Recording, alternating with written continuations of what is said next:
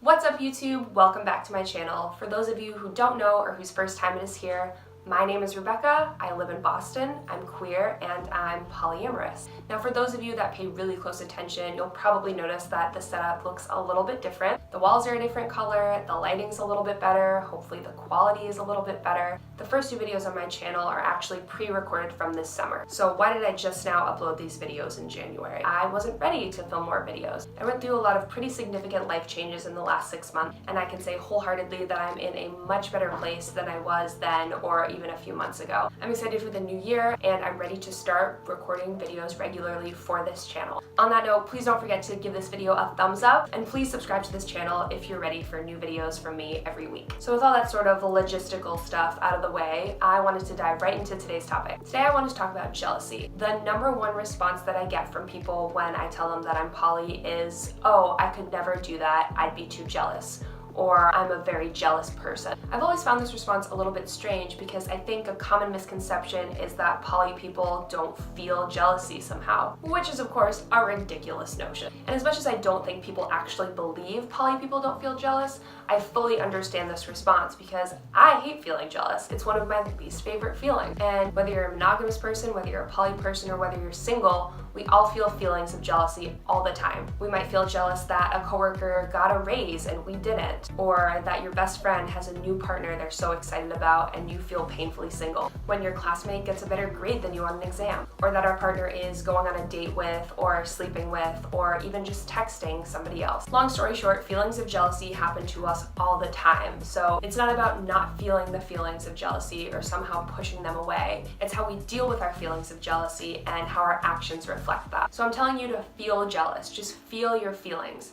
How do we even begin to go about doing that? Because a lot of times when we're feeling jealous, we tend to look for an object to project our jealousy onto. When we deny feelings of jealousy, we tend to act out. We'll pick a fight with our partner or best friend, or make a petty comment to try to get the upper hand and to try to feel some form of power, right? But usually feeling more powerful doesn't translate to feeling safer in our relationships. So try not to lash out, try not to be petty, and most importantly, try not to let yourself spiral. When we feel jealousy, we tend to build a narrative around it in our head. That person got a raise and I didn't because I'm somehow not good enough at my job. Or at the very worst, my partner is with somebody else because I'm not good enough. So how do we begin to deal with this really complicated, horrible, yucky emotion? Well, just feel it. If you're feeling jealous, you're probably not feeling great about yourself. You're hurting.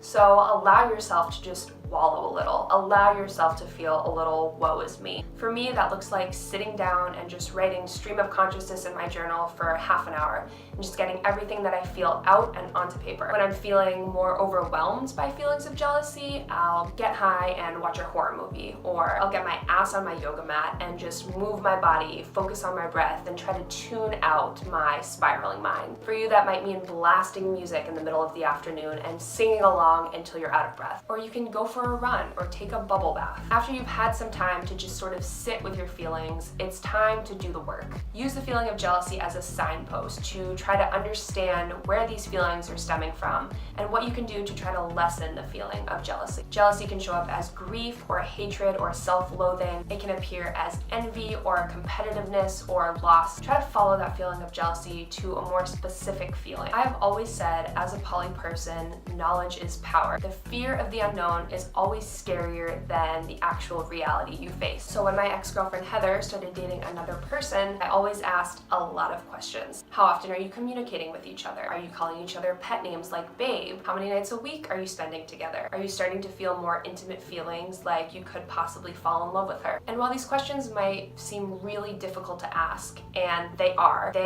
necessary. Whether your agreement with your partner is that you're allowed to have other sexual partners or you're allowed to develop more intense emotional relationships with other people, you need to always know where they're at. And I would check in frequently with my girlfriend. I would ask these same questions over and over and over as their relationship progressed from a month to 6 months. And by the same token, if you are having sexual or emotional experiences with someone other than your partner, be upfront about it. Allow them to openly express their feelings of jealousy without resentment, without resistance, and without trying to tell them that they're wrong. Just listen to your partner. By them feeling free and able to express their emotions at every turn with you, it'll slowly start to diffuse some feelings of jealousy. And think of what you can do to help be a more emotionally supportive partner. For Heather, that meant if she was spending the night with another person, I would always want to hear from her before she went to bed, "Hey babe, we're going to bed. I love you, good night. You'll hear from me at 10 a.m. tomorrow." By hearing her say, "I love you, babe," I felt reassured in our connection and in our relationship. And by knowing what time I'll hear from her the following day, I can have an expiration date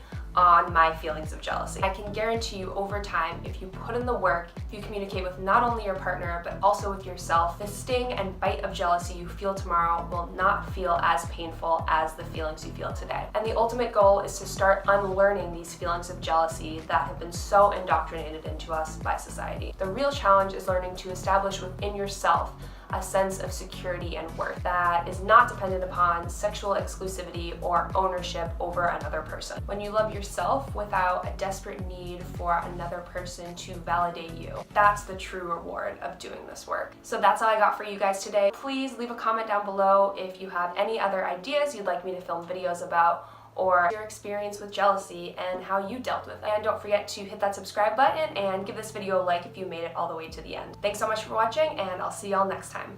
Bye.